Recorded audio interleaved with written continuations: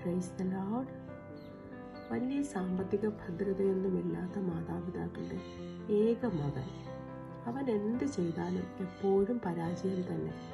10ാം class പഠനത്തിനിടയിൽ 4 പ്രാവശ്യം തോറ്റു. Degree വരെ എത്തുന്നതിനിടെ 2 പ്രാവശ്യം തോറ്റു. പക്ഷെ എങ്ങനെയോ കഷ്ടപ്പെട്ട് ഡിഗ്രി പൂർത്തിയാക്കി. ഇനി എന്തെങ്കിലും ജോലി കണ്ടെത്തണമെന്നായി അവൻ്റെ വിചാരം. പല ഇൻ്റർവ്യൂ അറ്റൻഡ് ചെയ്തു.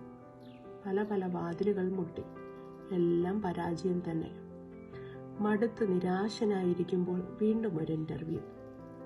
വളരെ പ്രതീക്ഷയോടെ പിതാവിനോട് യാത്രയ്ക്കുള്ള പൈസ ചോദിച്ചു. പിതാവ് പൈസ കൊടുത്തിട്ട് പറഞ്ഞു, ജോലി കിട്ടുമോ? അതോ ഈ പൈസയും നഷ്ടമാണോ? അവനില്ലച്ചാ, ഇത് കിട്ടുമെന്ന് എൻ്റെ മനസ്സ് പറയുന്നു. ഇൻ്റർവ്യൂ സ്ഥലത്തെത്തിയപ്പോൾ വലിയ തിരക്ക്. തന്നേക്കാൾ യോഗ്യതയുള്ളവർ ധാരാളം. വളരെ നിരാശ തോന്നി. പ്രതീക്ഷിച്ചതുപോലെ ജോലി കിട്ടിയില്ല. നിരാശയോടെ വീട്ടിലെത്തി. അപ്പൻ പറഞ്ഞു, ചെലവാക്കിയ കാശുണ്ടായിരുന്നെങ്കിൽ അരിയെങ്കിലും വാങ്ങാമായിരുന്നു. ഇത് കേട്ടപ്പോൾ അവൻ്റെ മനസ്സ് വല്ലാതെ വേദനിച്ചു.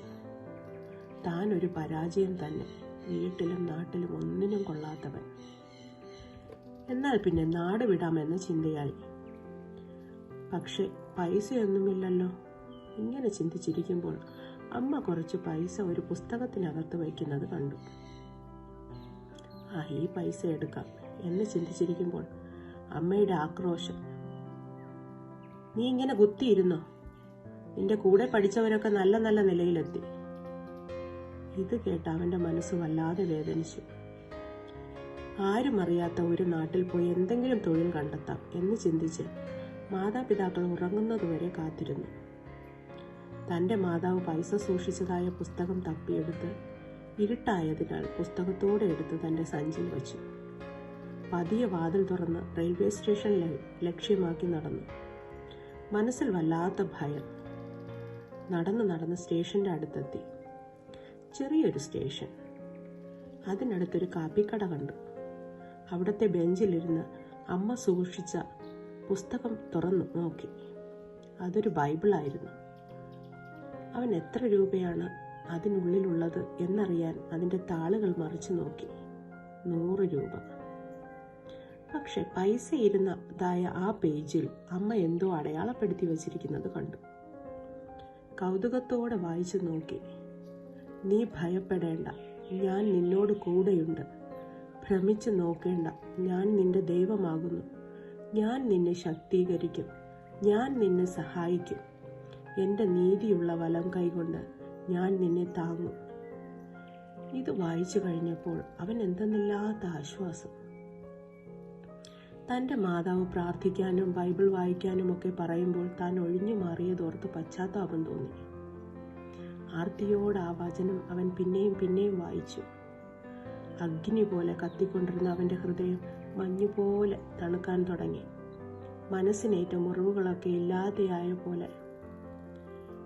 എന്നാൽ ഒരു മനുഷ്യൻ ഈ അർദ്ധരാത്രിയിൽ ഒരു യുവാവിരുന്ന് ബൈബിൾ വായിക്കുന്നത് കണ്ടപ്പോൾ വളരെ സന്തോഷത്തോടെ അടുത്തു ചെന്ന് ചോദിച്ചു, എവിടേക്കാ പോകുന്നത്? അദ്ദേഹം ആ നാട്ടുകാരനല്ലാത്തതിനാൽ താൻ ജോലി തേടി ഇറങ്ങിയതാണെന്നും ഒരു ജോലിയും തനിക്ക് ലഭിക്കുന്നില്ല എന്നുമൊക്കെ പറഞ്ഞു. ഇത് കേട്ട അദ്ദേഹം പറഞ്ഞു, ഞങ്ങളുടെ ചർച്ചിൻ്റെ കീഴിൽ ഒരു ഹോസ്പിറ്റലുണ്ട്. അവിടെ അക്കൗണ്ട് സെക്ഷനിൽ ജോലി ചെയ്തിരുന്ന ആൾക്ക് വിദേശത്ത് ജോലി കിട്ടിയതിനാൽ അദ്ദേഹം പോയി. മോന് താല്പര്യമുണ്ടെങ്കിൽ ആ ജോലി ഞാൻ വാങ്ങിത്തരാം. ഇത് കേട്ടതും അവന് വളരെ സന്തോഷമായി. അദ്ദേഹം അവൻ്റെ അഡ്രസ്സ് വാങ്ങിയിട്ട് അറിയിക്കാമെന്നും പറഞ്ഞു പോയി. അവൻ തിരികെ വീട്ടിലെത്തിയപ്പോൾ അവനെ കാണാതെ പരിഭ്രാന്തരായ മാതാപിതാക്കൾ ഒരുമിച്ച് കൈകോർത്തിരുന്ന് കണ്ണുനീരോടെ പ്രാർത്ഥിക്കുന്നത് കണ്ടു.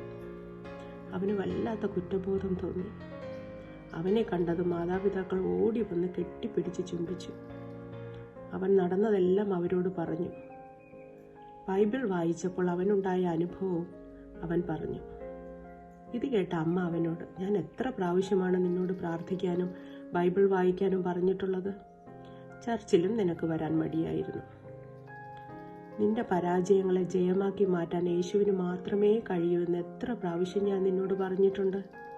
പക്ഷെ നീ അതൊന്നും അനുസരിക്കില്ല. അതൊക്കെയും അവഗണിച്ചുകൊണ്ടേയിരുന്നു. അവൻ അതിനൊക്കെയും അമ്മയോട് മാപ്പ് പറഞ്ഞു. എന്നാൽ അടുത്ത ആഴ്ച തന്നെ ജോലിക്കുള്ള അപ്പോയിൻമെന്റ് ലെറ്റർ ലഭിക്കുകയും താൻ അത് മാതാപിതാക്കളോട് അറിയിക്കുകയും ചെയ്തപ്പോൾ തൻ്റെ പിതാവ് ഇപ്രകാരം പറഞ്ഞു: വിശുദ്ധ ബൈബിളിൽ ലൂക്കോസ് 18:27 മനുഷ്യരാൽ അസാധ്യമായത് ദൈവത്താൽ സാധ്യമാകുന്നു എന്നെഴുതിയിരിക്കുന്നു എന്ന് പറഞ്ഞ് അവർ ദൈവത്തെ സ്തുതിച്ചു.